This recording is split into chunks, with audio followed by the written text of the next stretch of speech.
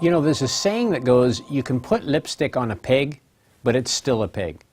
And when you think about your business today, that is your products and services that you offer to customers, are you putting lipstick on your pig? Here's what I mean by that. If you think about some of the products or services that are in the marketplace today, they are pigs with lipstick. And I'm going to have some people that are going to be, against me here. I'm a fan of Apple products, been a fan for years. However, I'll suggest to you that their latest phone, I don't know what number they're up to, 6003, is not much different than the previous version. I've compared them. They look physically different in size, but they don't seem to function much differently. Now, I'm not a techie, but for my purposes, my use, I don't see a difference. If you think about discs, DVDs, for many years we had DVDs, and then came Blu-ray. And you know what Blu-ray was? It was lipstick on a pig. Because to play a Blu-ray, which cost more money, I had to buy a different player and I had to spend more money for the disc. But guess what? The quality, at least to me visibly, I don't notice any different. And what happens when I recognize there's a lipstick on pig?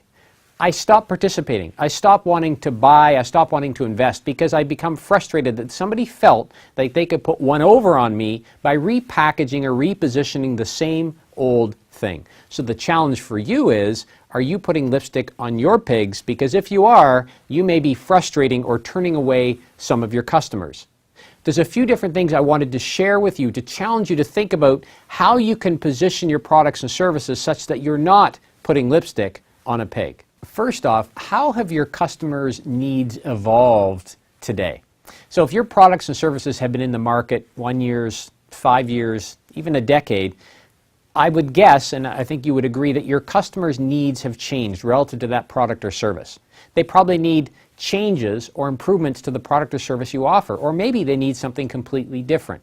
You need to be out interacting with your customers to understand on a consistent basis how are their needs evolving and changing so you can bring that into researching and developing new products, new offerings, and new services. Secondly, what do they value beyond your existing products and services? You know, some of the biggest, greatest, most profitable businesses were built in areas that you wouldn't think would be intuitive to how that business was functioning. Again, I'll go back to Apple to try and win back some of those folks I upset earlier. If you think about iTunes, it wasn't something that a technology company that was at the time building hardware would really normally venture into. But they realized that by building iTunes, they could support their own hardware. And they really became a service that they offered to companies that was completely out of the norm for Apple at the time, but it was revolutionary. It was game-changing. So what do your customers value beyond what you're offering today? That can provide you intelligence for new products and services. Thirdly, are you investing time and money into researching and developing new products and services?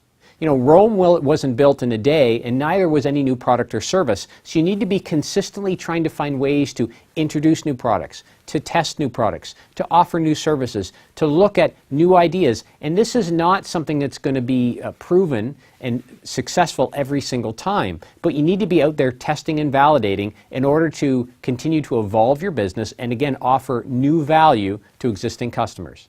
Last but not least, is your sales and marketing team out there offering new value to your clients and your customers? You know, I worked with a company a couple of years ago now, and what we did is we surveyed many of their customers to find out what they did value from their products and services. The message that I repeatedly heard from very long-standing good customers of my client was that, you know, it seems like the sales folks come in here and just throw stuff at the wall to try and figure out what sticks. They're really not interested in what I'm looking for, which is value, and they're really not offering me anything new. Yet, going back to the company, they had a lot of new products and services that could be offered. Salespeople were going back to their comfort zone. So you need to be educating and reinforcing with your sales and marketing folks that they're positioning new value on a continuum to continue to attract and retain existing customers. So, going back to lipstick on a pig, which is the premise of this entire video, look at your products and services today and challenge yourself. Are you putting lipstick on your pig? Because if you are, I can almost guarantee that your business will not last the next decade.